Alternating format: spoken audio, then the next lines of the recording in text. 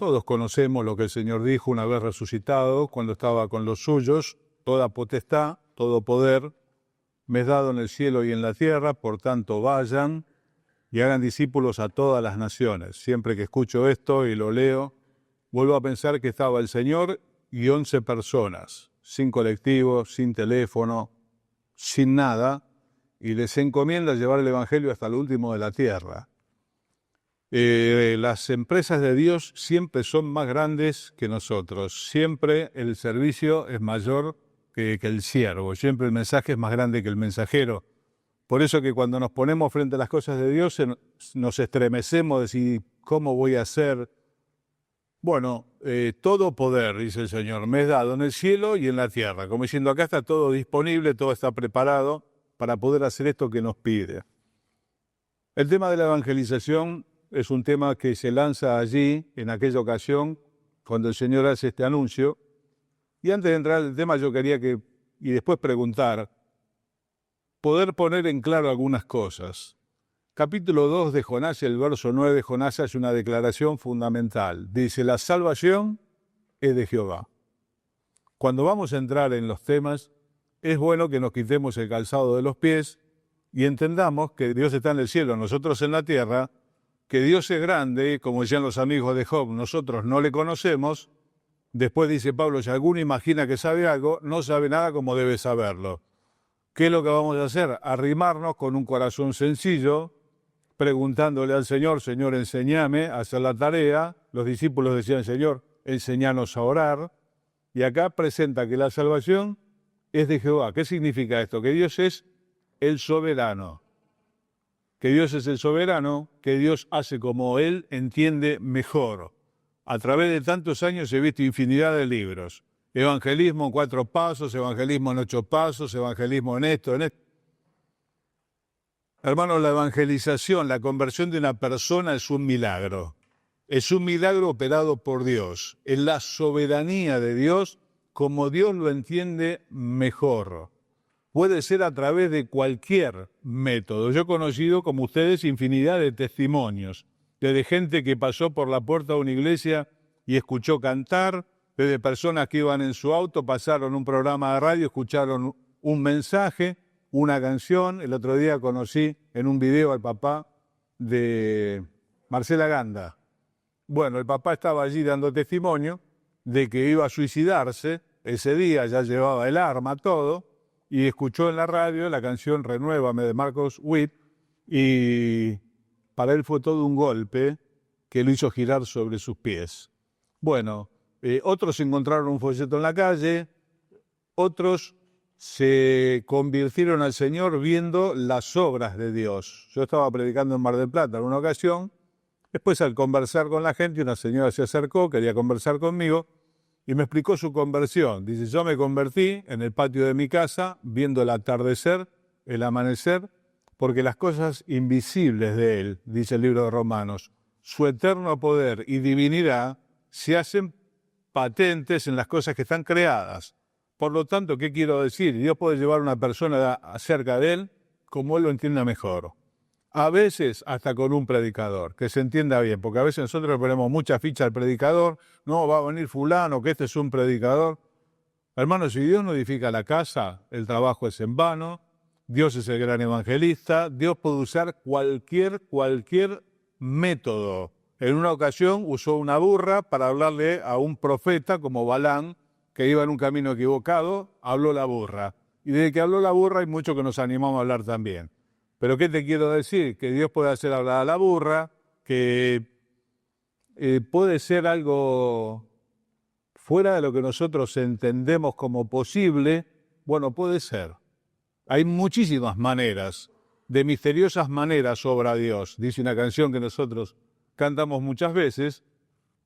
Y lo otro que hay que comprender es que Dios es el gran evangelista. Dios es el gran evangelista. Algunos textos, como Hechos capítulo, yo se lo digo, después quedará, Hechos 2:47, dice que el Señor añadía a la iglesia aquellos que habían de ser salvos. Lo nuestro es muy, vamos de vuelta, muy limitado. Lo que nosotros podemos hacer es muy limitado. Nosotros somos testigos, nada más, testigos de lo que Dios hizo en nosotros. ¿Y qué hacemos? Damos testimonio. Decían los apóstoles, no podemos dejar de decir lo que hemos visto y oído. Somos testigos. Vimos su gloria, decían los apóstoles. Gloria como la del unigénito del Padre. Y esto que vimos, les anunciamos. Es testimonio. Pero el gran evangelista, hermano, el gran evangelista es Dios. Él añade cada día a la iglesia a los que van a ser salvos. 1 Timoteo 2:4 dice, quiere que todos los hombres sean salvos y vengan al conocimiento de la verdad. Nadie tiene mayor interés que Él. Y Él es el gran evangelista. Cuando uno lee Lucas 23, va a encontrar allí la crucifixión, junto al Señor dos crucificados, que desde muy temprano le maldicen. Sin embargo, llegada la hora del mediodía, uno de los dos se quebranta y mira al Señor y le dice, acuérdate de mí cuando vengas en tu reino.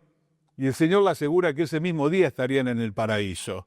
Ahora, si el Espíritu Santo no hubiese dejado estas palabras, cualquiera de nosotros hubiese dicho, hoy 2 ladrones más pasaron al infierno. Entonces, no sabemos, dice el libro de Eclesiastés, así como ignorás cómo se forman los huesos en el vientre de la mujer embarazada, así ignorás la obra de Dios y el cual hace todas las cosas. Lo mejor, antes de empezar, es decirle al Señor, Señor, no sé. Señor, no sé. Cuando uno honestamente le dice a Dios, Señor, no sé, enséñame, empieza por el buen camino. Cuando uno ya cree que sabe y tiene método y esto y el otro, bueno, hermano, la cosa se hace difícil. Es bueno decirle al Señor, Señor, no sé, la salvación es tuya, vos sos el gran evangelista, es Dios, Dios es el que añade. Cuando los hermanos están juntos en armonía, ¿qué es lo que pasa? Dios envía bendición y vida eterna. ¿Cuál es nuestro trabajo como asamblea? Estar juntos en armonía, que no haya peleas en medio nuestro, que no haya ese tipo de cosas que no son tan comunes al género humano. Lo demás viene de Dios. Dios añade, Dios envía, bendición, vida eterna, porque lo vuelvo a decir, nadie tiene mayor interés que Él. Al crucificado arrepentido lo ganó el Señor en sus últimos momentos sobre la tierra. Dios ha ganado personalmente a otros de los cuales nosotros ni nos enteramos. Por eso decían los viejos que ya están con el Señor, en el cielo va a haber 3 sorpresas. No vamos a encontrar a muchos que pensábamos encontrar, vamos a encontrar a muchos que no pensábamos encontrar y nos vamos a encontrar nosotros también. Esa va a ser la 3ª sorpresa. ¿Qué te quiero decir? Que la salvación es de Dios, que es un milagro, que desconocemos, que conocemos una parte. Y vamos a entrar despacito y por las piedras, como se dice normalmente, y de la mano de Él, que es la mejor manera de no perderse. Entonces, decíamos recién que nuestra parte, ¿cuál es? Mira, hermano, nuestra parte es muy chiquita. En el entierro de Lázaro, ¿cuál fue la tarea de los discípulos? Correr la piedra. ¿Quién sacó a Lázaro muerto de 4 días? El Señor. Cuando estaban por comer aquella multitud hambrienta, ¿cuál fue la tarea de los discípulos? Hacerlos recostar de 50 en 50. ¿Quién multiplica el pan? El pan lo multiplica el Señor. Siempre hay que tener en claro, hermano, que el milagro lo hace Dios. ¿Para qué estamos los creyentes? Como la burra de Balaam. Es poquito y nada lo que podemos hacer. O corremos la piedra, o acostamos a la gente de 50 en 50, pero nadie crea. Yo a veces escucho gente que dice, no, porque yo gané a fulano, yo gané a mengano. Mira, hermano, la salvación es un proceso. Pablo dice, yo planté, Apolo regó y el crecimiento lo da Dios. Tengámonos por dichosos si hemos participado en algún momento del proceso, pero nada más. Yo gané a fulano, yo gané a mengano. Hermano, si Dios nos utilizó en buena hora, pero mirá que por ahí llama a la burra y nos da franco a cualquiera de nosotros. Se arregla igual. El Señor dijo una ocasión, porque querían hacer callar a los que le alababan, dijo, si estos se callan, las piedras van a hablar. Si ellos se callan, las piedras son las que van a hablar. Así que Dios es el Dios de todo recurso. Todo poder me es dado en el cielo y en la tierra. Puede ganar a los vecinos sin nosotros, pero sería maravilloso que nos utilice. ¿O no? Me gustaría muchísimo.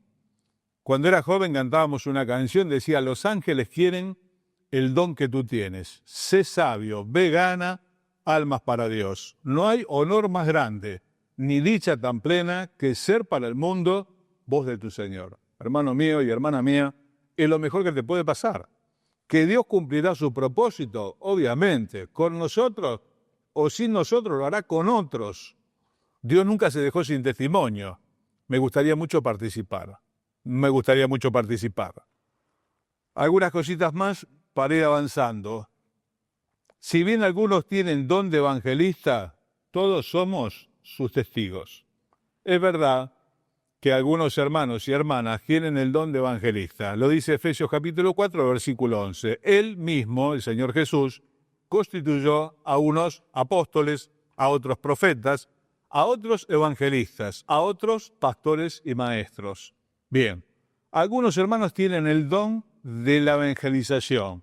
En vez de una persona, ellos ven un alma. Y ven las personas de una manera que la mayoría de nosotros no la ve. Cuando era muy jovencito, el pastor de la iglesia era don Ángel Bonatti, ya está con el Señor, fue un evangelista notable, uno de los hombres que Dios ha utilizado para llevar miles de personas a Cristo. Pero en él era permanente. Tomaba el ascensor, le decía a la vecina, ¿qué piso va? Y él vivía en el segundo piso, entonces era muy fácil que cualquiera fuese más alto que él. Decía, bueno, voy al quinto, bueno, usted ahora va más alto, pero después yo voy a ir más alto que usted. Y ahí nomás ya le empezaba a hablar. A don Ángel se le caía un folleto en el camino y era un convertido, una cosa, realmente una gracia que Dios le había dado. Bien, puede que muchos de nosotros no seamos, yo no considero ser un evangelista, soy un hombre que testifica, pero somos testigos. Decía aquel ciego que el Señor curó, porque después lo fueron a interrogar si el que lo curó era pecador o no, y él dijo, yo si es pecador o no, no sé. Lo que sé es que antes no veía y ahora veo. Hermano, este testimonio, si sos del Señor, necesariamente tiene que estar en tu vida. Y vos tenés que contar sencillamente, y yo tengo que contar sencillamente lo que Dios hizo en mi vida. Porque algunos me dicen, pero yo no soy predicador, pero vos sos testigo. Nosotros somos testigos. Hay una chiquita muy jovencita que la secuestraron en el tiempo de los reyes, y ella estaba cautiva sirviendo en la casa de Naamán, aquel general del ejército sirio, que era maravilloso, pero tenía un problema. ¿Cuál era? Era leproso. Está todo bien, pero marche preso, ¿no? Era valeroso, está todo fenómeno, pero era leproso, y eso lo hacía vivir marginado. Sin embargo, esta chiquita, en vez de estar resentida porque la arrancaron de la casa de sus padres, todo ese tipo de cosas, pudo Dios, a través de la chiquita, llevar a Naamán al conocimiento de la verdad, diciéndole hay un profeta, hay un siervo de Dios, él te puede ayudar porque no lo vas a ver. Y así es como este hombre, Naamán, llega a conocer al Señor. ¿Quién lo lleva? Una nena, un adolescente. Dios ha utilizado chicos que aprenden acá en la escuela dominical. Son muchos los padres que dicen, yo empecé a ver a mi hijo dar gracias por los alimentos y vi a mi hijo orar cuando alguien estaba enfermo. Y así fueron ganados los padres para el Señor. ¿A través de quién lo ganó? De una criatura. Porque, como dice la Escritura, de la boca de los niños y de los que maman, fundaste la fortaleza. Dios utiliza cosas muy sencillas. Nosotros siempre estamos pensando en lo más y Dios utiliza de lo menos. Entonces, no tengo el don de evangelista, está bien, pero hermano, soy testigo. ¿Sos testigo? ¿Dios ha hecho algo en tu vida? ¿Hay un antes y un después en tu vida? Sencillamente decíselo a otro. Cerca de mi casa vive un vecino, una persona con sobrepeso y logró adelgazar, lo cual es muy bueno. Y atrás en el buzo casi siempre anda con buzos con la leyenda, como diciendo, yo pude adelgazar, pregúntame, dice acá atrás. Una persona que encontró un método eficaz para bajar ese sobrepeso tan grande que tenía y trabajará para alguna entidad, lleva un buzo puesto y dice, yo pude adelgazar, pregúntame. Bueno, hermanos, nosotros tenemos que estar dispuestos, como dice Pedro, siempre para dar testimonio con mansedumbre de la fe que hay en nosotros. Sencillamente, en el lugar en que estás, colegio, donde sea, con quien sea. ¿Quién se le iba a animar a Naamán, el ejército sirio, el general? Una nena, con la sencillez que tienen los chicos. Pues nosotros a veces decimos, este tiene cara de creer, este tiene cara de no creer. a este le voy a hablar, a este le falta ser creyente, no, a este tipo, esta mujer nunca se va a convertir. Dice Dios a Samuel, el hombre mira lo que está delante de sus ojos, Dios mira el corazón, y la fachada muchas veces es engañosa. Esa persona que parece inaccesible tiene una enorme necesidad de Dios. Y aquella persona que parece tan accesible te dice todo que sí, no termina tomando nunca una decisión por Cristo y se termina perdiendo. Entonces dice, no mires a lo alto de su estatura, porque el hombre mira lo que está delante de los ojos, pero Dios mira el corazón. ¿Lo de afuera influye? Claro que influye. Le voy a ir a hablar a mi jefe, y es mi jefe, ¿qué me va a decir? Con sencillez, con respeto, cuando se dé la oportunidad, de eso vamos a hablar un poquito después, hay que aprovecharla. De eso se trata. Algunos requisitos para hacer la tarea, por lo menos 3 que son indispensables. Del primero se nos habla muy seguido, y es santidad. Santidad. Es una palabra que está como tergiversada. Cuando se habla de santidad, se nos hace la idea de una persona que flota en el aire, que tiene una ropa especial, que tiene un tono de voz así, medio especial, y no pasa por allí. Una persona santa, un cristiano, es alguien que está apartado para Dios y que vive de una forma distinta al resto de la sociedad. Y se anima. Vivir en santidad. Decía el Señor en Juan 17, no te pido que los quites del mundo, te pido que los guardes del mal. Hermanos, la idea no es que hagamos un monasterio. Mal confundida la santidad, se edificaron los primeros monasterios, la gente se metió ahí adentro y para apartarse del mundo. La idea no es apartarse del mundo, la idea es estar en medio y poder alumbrar con una manera de vivir distinta, mostrar en sabia mansedumbre aquellas cosas que Dios nos ha dado, sin entender que somos más, porque no somos más que nadie. Decía Pablo, palabra fiel y digna de ser recibida por todos. Cristo vino al mundo a salvar a los pecadores, de los cuales yo soy el primero. Dice Isaías, todos nosotros nos descarriamos como ovejas. Todos nosotros. Nosotros también. Y bueno, por la gracia de Dios nos ha dado retorno. Y eso es lo que testificamos. No compartimos la misma manera de vivir. Sencillamente es eso. Santidad. Salmo 51, verso 13. Es un salmo de confesión del rey David. Todos sabemos lo que había pasado. Esta es una confesión que él hace.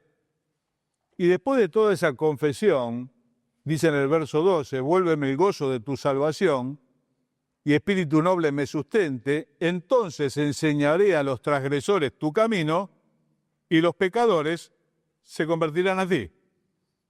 Después de la confesión y de la limpieza. Hermano perfecto no hay ninguno. Lo que hay es gente confesada, gente arrepentida, confesada. ¿Cómo tiene que ser nuestro estado delante de Dios?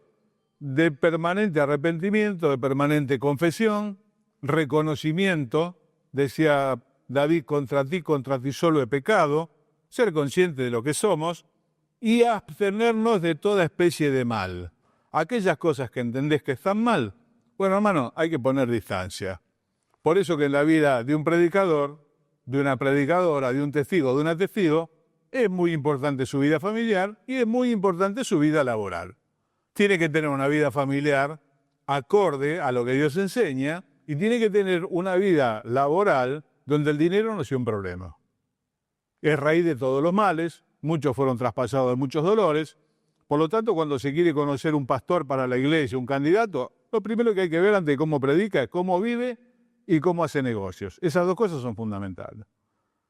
Alguien dijo una vez, un hombre de Dios es un hombre de Dios cuando lo dice la familia que vive con él, no cuando lo dice la iglesia que lo de una vez por semana, cuando lo dice la familia. Que tenga buen crédito con los de afuera, que sus negocios y sus clientes puedan decir realmente lo que dijeron de Abraham. Vos sos como un príncipe de Dios en medio nuestro, le dijeron a Abraham, y le querían regalar la cueva de Macpela para sepultar allí a Sara y a los demás. Bueno, hermano, la vida personal de la casa es muy importante y su vida laboral es muy importante también, si no esto es vana palabrería. Entonces los pecadores se convertirán a ti. Después que Dios me haya limpiado, que yo haya lavado las manos en inocencia, porque Dios no es elemento suyo, hermano. Te repito, puede ser la burra, Puede ser la burra de Balaán, así que hay esperanza para todos nosotros. Vamos de vuelta. Pues tiene que estar limpia la burra. Si no, no funciona. Y todos corremos riesgos con este tipo de cosas. Otro dijo una vez, la moral del hombre es lo que hace cuando está solo. La moral de un hombre, de una mujer, es lo que hace cuando está solo, cuando nadie lo ve. Acá somos todos rubios de ojos celestes. El tema es de ojota en casa y el tema soy atrás del mostrador. Son dos áreas muy complicadas. Acá somos todos rubios de ojos celestes. Entonces, una predicación eficaz, ya sea de púlpito o personal, tiene que tener una vida detrás, una vida de santidad. ¿Flotar en el aire? No, flotar en el aire no. No vivir como los que no conocen a Dios, no hacemos negocios como los que no conocen a Dios, una infinidad de cosas como los que no conocen a Dios. Eso es que está claro, creo que todos lo conocemos. Hay otro detalle que es fundamental. Y hermano, es estar en el Espíritu. Dice Gálatas 5, andad en el Espíritu y no satisfagan los deseos de la carne. ¿Cómo tenemos que andar los hijos de Dios? En el Espíritu. ¿Qué es andar en el Espíritu? Es andar en comunicación con el Espíritu Santo que está en nosotros. Estar en comunicación. Dice ahí el libro de Apocalipsis, escuchá lo que el Espíritu dice a las iglesias.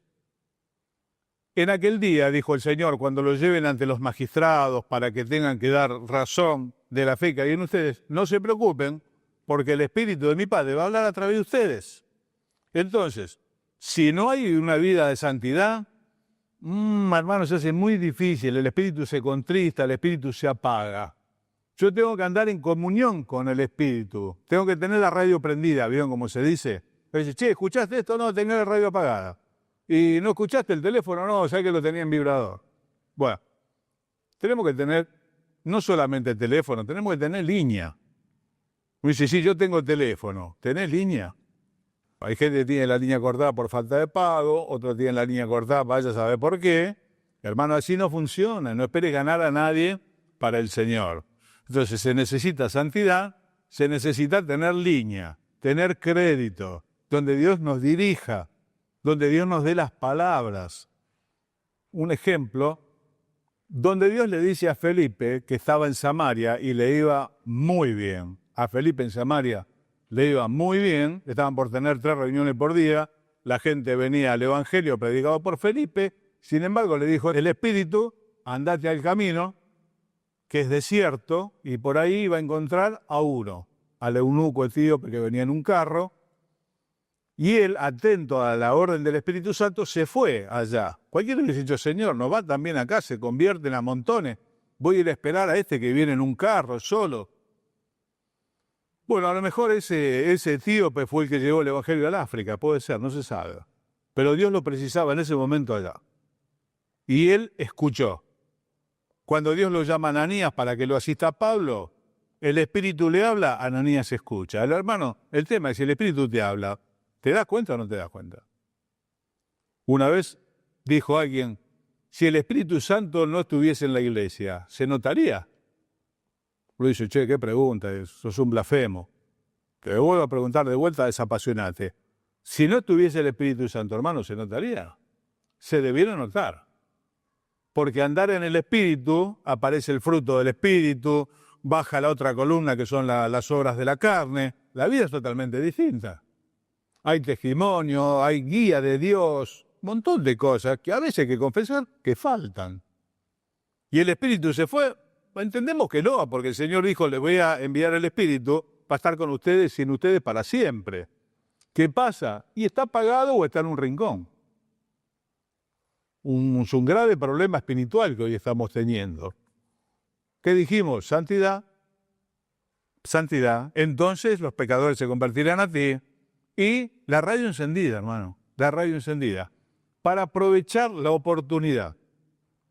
Si es en forma personal, que Dios te ponga ante la persona que Él le quiere hablar. Si se hace desde aquí, que Dios te dé las palabras necesarias para hacerlo.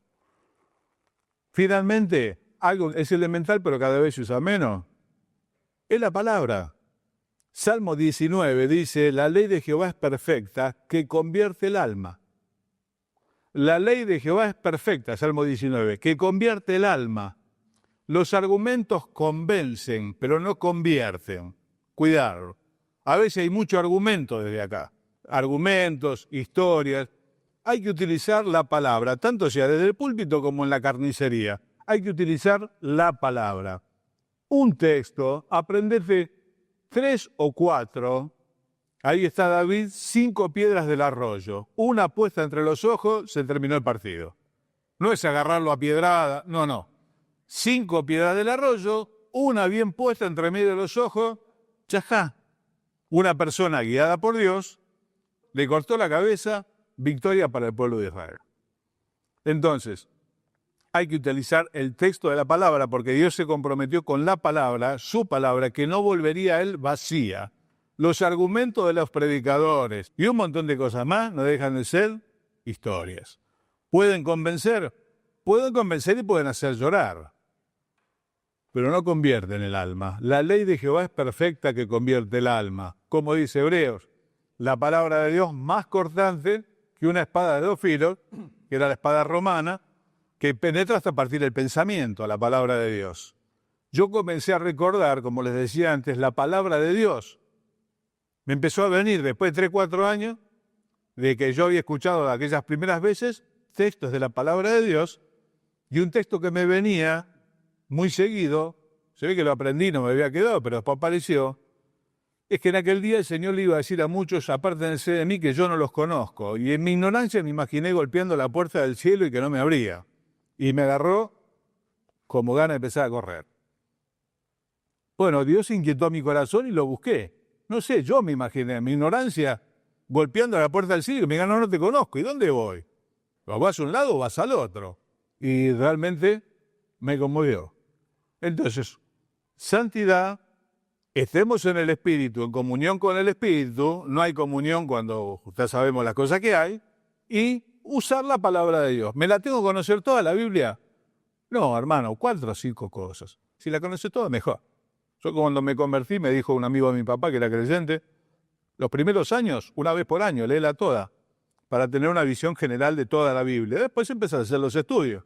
Pero los primeros años de tu vida, la Biblia en un año se vende así, uno la lee, en un año la termina, dale, para tener un pantallazo general. Después harás los estudios. Te digo lo mismo, a mí me fue de mucha ayuda. Pero si aún así no fuere, 4 o 5 textos evangelísticos, aprendelos, repartí, déjalo en el colectivo, tíralo por abajo de la puerta, dice, echa tu pan sobre las aguas. Después de mucho tiempo lo vas a encontrar. Yo cuando era jovencito fui Gedeón. Lamentablemente después no pude seguir por la actividad de la iglesia y todo. Pero los gedeones repartían sin predicar, cosa que a mí me rompía la cabeza. Y bueno, ¿cuándo le hablamos a la gente? No, es imposible. En un colegio de 2.000 personas no le puede hablar cada uno. Habría que repartir los Nuevos Testamentos azules y se oraba por eso. Y yo hasta el día de hoy sigo orando por los que pude repartir en aquel entonces. ¿Qué camino habrán tomado? Dios se comprometió con su palabra. A él no va a volver vacía. Bueno, hermano, entonces, necesitamos santidad, comunión con el Espíritu Santo para escuchar la indicación y necesitamos usar la palabra de Dios. Algo para no olvidar. Dios nos llamó a predicar, no a convertir gente. Dios nos llamó a predicar, a anunciar, no a convertir gente. Porque la salvación es de Jehová. La palabra convierte el alma, no nosotros. Yo los primeros tiempos de mi vida le quería abrir la cabeza y le quería meter la Biblia adentro.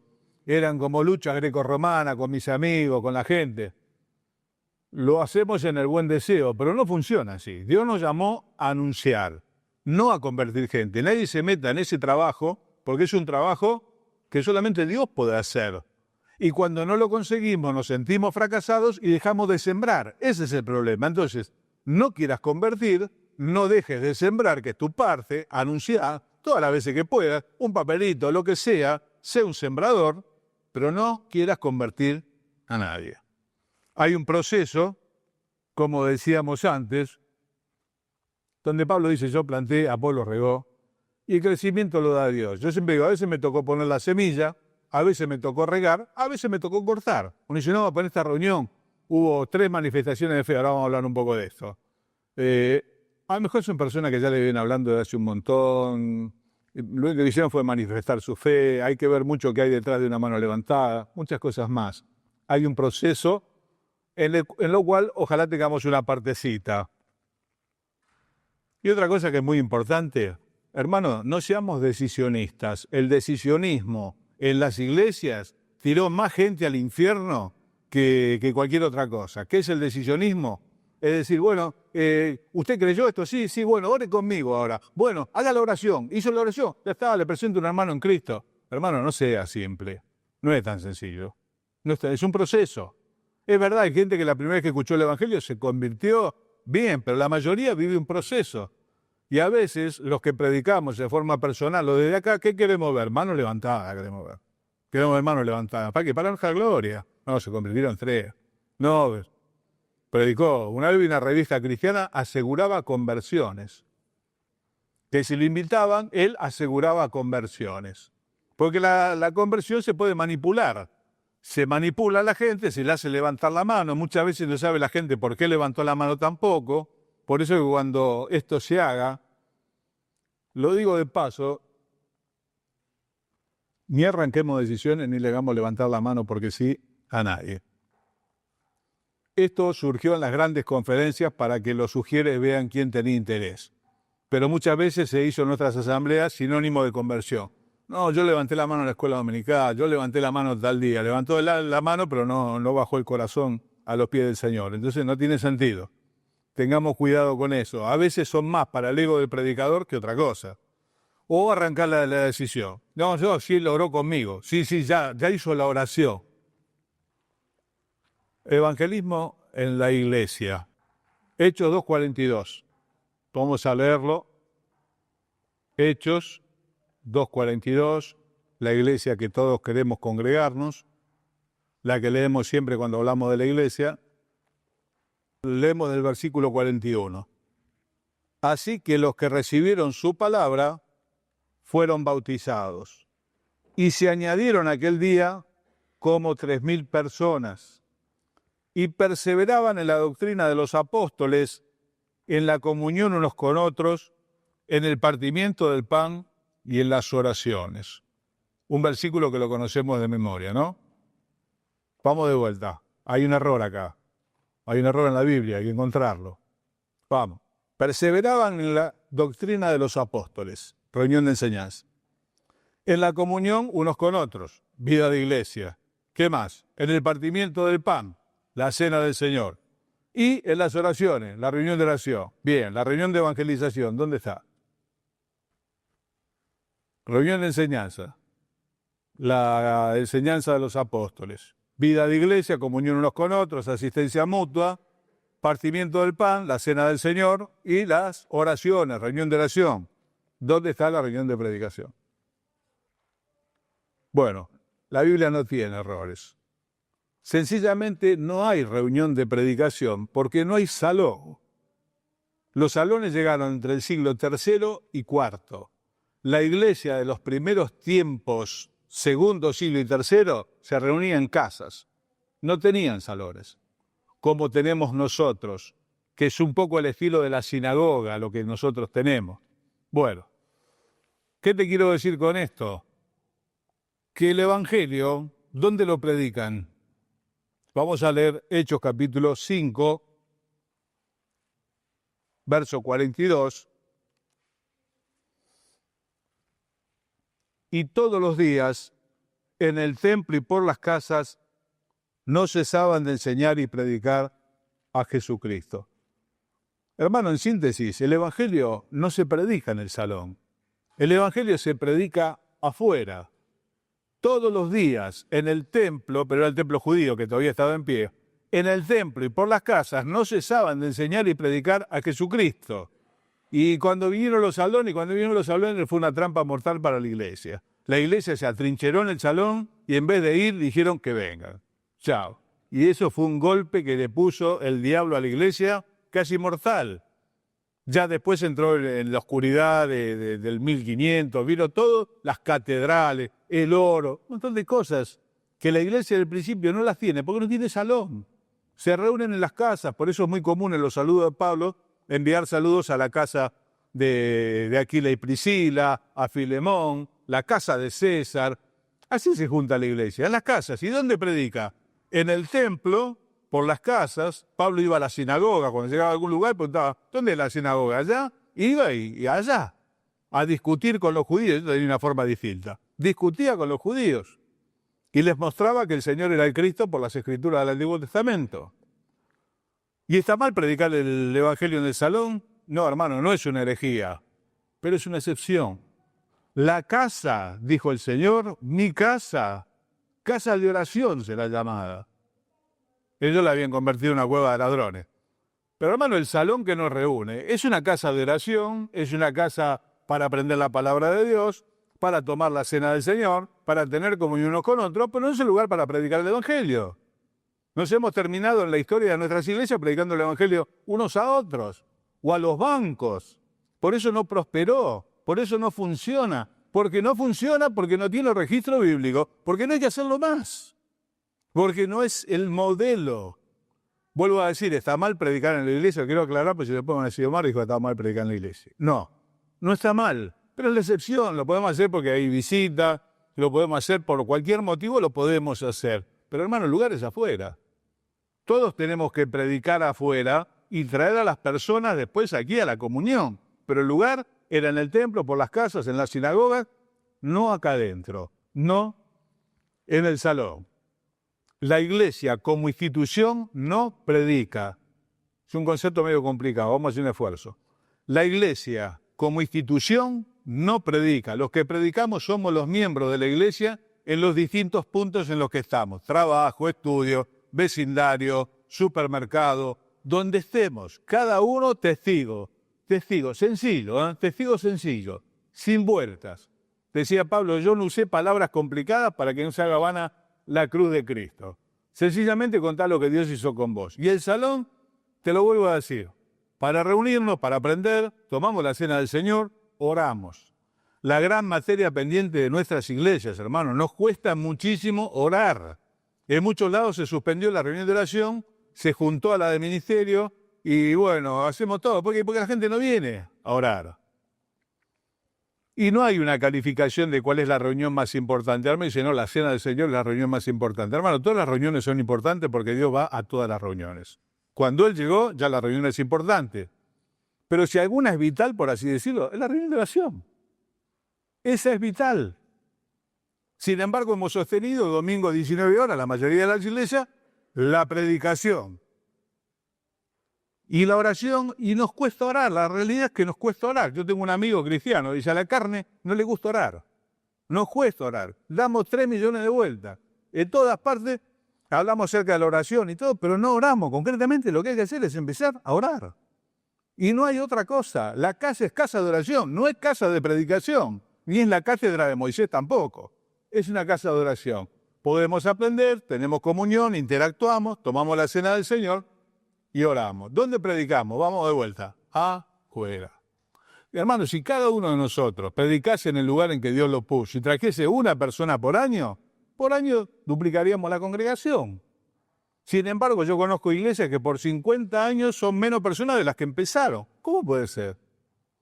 Yo estaba en el aniversario de iglesia que había menos personas 50 años después que el día que comenzaron. Hay algo que está mal. No solo que no ganaron, perdieron el capital. ¿Qué faltó? Faltó la reunión de oración. Pregunta clave para cualquier matrimonio con problemas. Hermanos, ¿ustedes oran juntos el matrimonio? Y no falla nunca la pregunta. Siempre que hay un matrimonio con problemas, la pregunta es la misma. ¿Ustedes oran juntos el uno por el otro? Bueno, la verdad que no, yo oro por mi lado, ella ora por su lado. No, vos no me entendiste. Tienen que orar todos los días el uno por el otro. Todos los días, ningún matrimonio puede decir que no tiene 5 minutos para orar uno por otro porque miente, sencillamente miente. Porque no entendemos que es importante la oración. Y una vez me dijo un gran siervo de Dios, yo aprendí lo que significa pasar una noche orando cuando mi hijo se estuvo por morir. Tuvo la valentía de decírmelo. Yo lo tenía en mucha estima, después de eso lo tuve en más alta estima. Él me dijo, yo aprendí lo que era pasar la noche orando a Dios cuando mi hijo estuvo por morirse. Y si no, mientras tanto nos arreglamos entre nosotros.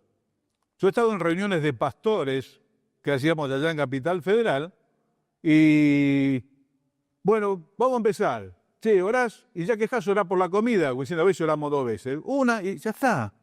Claro, los pastores de la iglesia tenemos que juntar para orar, no para comer. No, yo por lo menos no, con 105 kilos, puedo estar sin comer un tiempo. La oración es como una cosa así, como una formalidad. No, no es una formalidad.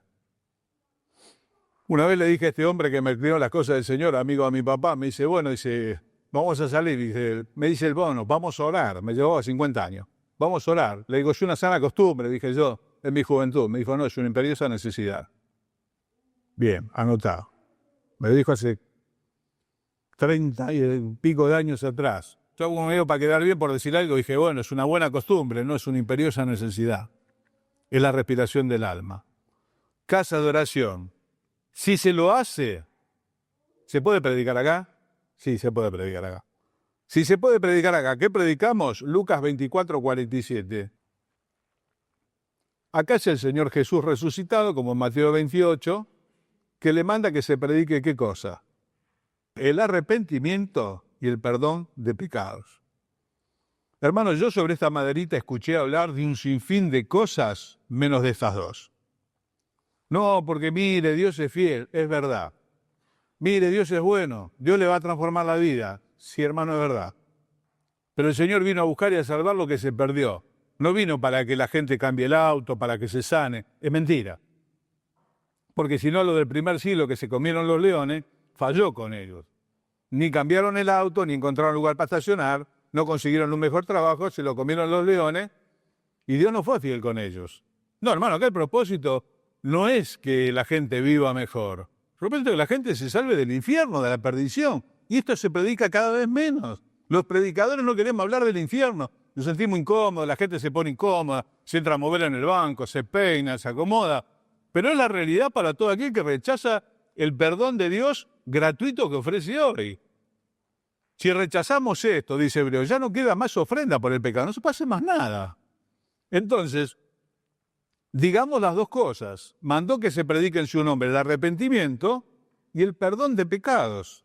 Yo escucho muchas veces que ya se arranca con el perdón de pecados. Dios lo quiere perdonar. ¿Por qué no viene? ¿Por qué no acepta? ¿Por qué no agarra tipo? ¿Por qué no le hace un favor a Dios? Pero, hermano, no es así. Hay que llamar a las personas al arrepentimiento. Hechos 17. Dios, habiendo pasado por alto los tiempos de esta ignorancia, Pablo en Atenas, los trata de ignorantes en la cuna del saber. Le manda a todo hombre que se arrepienta ahora. Y después le vamos a hablar del perdón. Le vamos a hablar de la enfermedad. Después le vamos a hablar del remedio. El Señor dice, yo no vine al mundo a traer paz y no espada. ¿Cómo es? Y sí, es así, porque se va a convertir el hijo, el padre no, y va a haber problemas.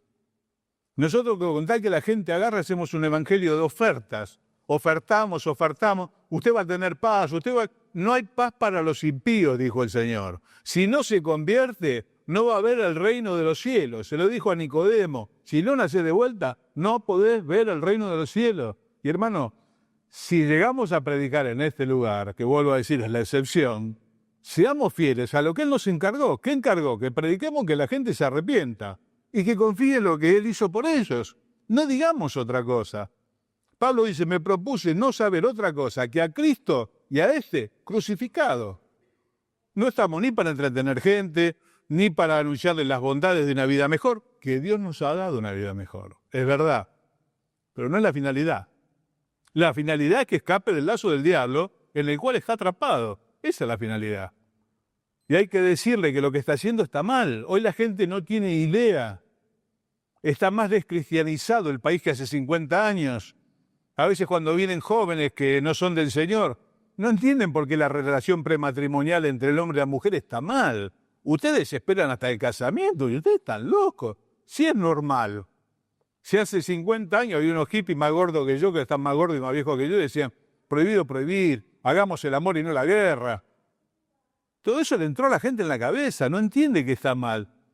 Dios dice fornicación, ni aun se nombra entre ustedes, está mal. Los fornicarios no heredarán el reino de Dios, ni los afeminados, ni los que se echan con varones, ni los avaros, ni los maldicientes.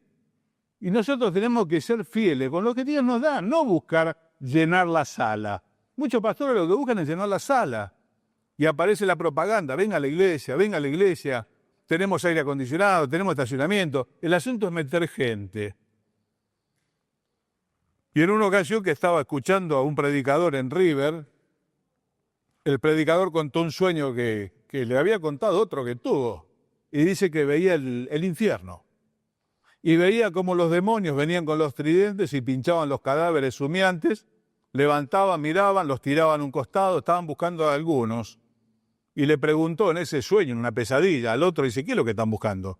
Están buscando a todos los pastores y sacerdotes que trajeron acá, toda esta gente. Yo escucho un evangelio que no habla de arrepentimiento. Cuando escucho un evangelio que no habla de arrepentimiento, no escuché el evangelio. No se oye hablar de la sangre porque es desagradable. La sangre del Señor Jesús le es desagradable a la gente, les molesta. Vamos a decirle que Dios es fiel, que es verdad. Mi hermano, se tiene que arrepentir. El que tiene al Hijo tiene la vida, el que no tiene al Hijo no tiene la vida. Y la ira de Dios está sobre él. Y yo no quisiera que el día de mañana alguno en el tormento me diga, yo estuve ese día en la reunión con este tipo, y no me lo dijo.